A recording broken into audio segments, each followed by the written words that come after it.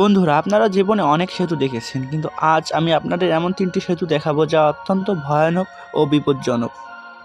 Number 1, Hussain hanging bridge, Pakistan, যার দূরত্ব ২০১ metre. মূলত আজ থেকে ৬০ বছর আগে এই ব্রিজ তৈরি করা হয়েছিল। এটিকে বিশ্বের ভয়ানক ব্রিজের মধ্যে ধরা হয়। এর কাঠের তক্তা ও দড়ির মধ্যে অনেকটা ফাঁক আছে, যার কারণে এখান থেকে পড়ে যাওয়ার আশঙ্কা থাকে।